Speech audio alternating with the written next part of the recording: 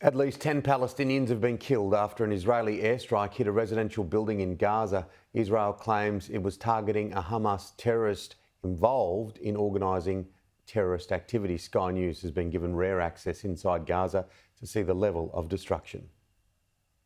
This was Rafah.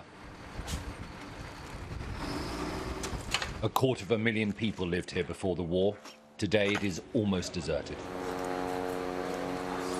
The IDF says it has now defeated Hamas's Rafah brigade, but pockets of Hamas fighters remain. As we were filming, there was a gun battle in the next street.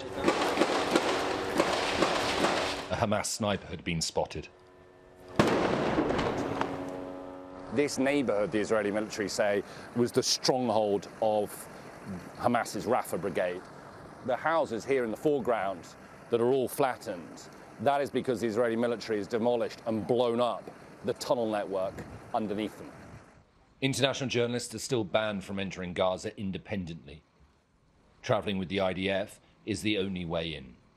The Israeli military checked our pictures before broadcast, but didn't ask us to change anything. Artillery shells have blown holes in walls and revealed the privacy of family lives before. Clothes still hang in a wardrobe, left, presumably, as the owners fled. The innocence of a child's tricycle is a flash of colour amid the grey dust and rubble. Bullet holes decorate walls and ceilings.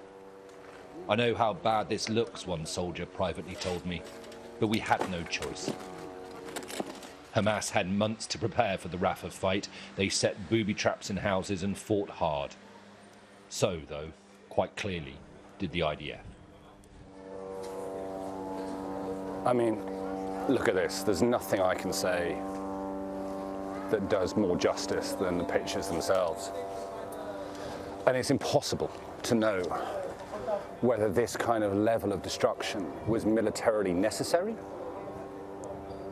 or whether it was some scorched earth policy. But surely, if there is ever a ceasefire here, this is going to take decades to rebuild. The 6 Israeli hostages murdered 2 weeks ago were found in this tunnel. The entry shaft was under a child's bedroom, painted with Disney figures. It joins a vast underground network, tens of kilometres long, much of it still uncovered. We drove into Gaza along the Egyptian border, the Philadelphia corridor, newly tarmacked and under Israeli control. The Israeli military says it's uncovered 9 tunnels running into Egypt. They'd already been blocked off by Hamas before the Israelis got there. Machines nearby are drilling deep into the ground in search of more tunnels.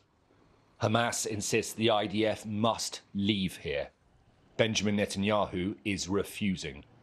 The role of the IDF is to achieve the defeat, the military control, and make the cabinet do the political decision for the future. But you have defeated the Rafah brigade. What I mean, we have created the conditions for the cabinet to make the decisions for the future. So you've created the conditions, you've eliminated most of the Rafah brigade, you've got control of the Philadelphia crossing, so the cabinet has a number of options it could choose. Exactly. There is still hopeful talk of a ceasefire, but frankly it doesn't feel likely.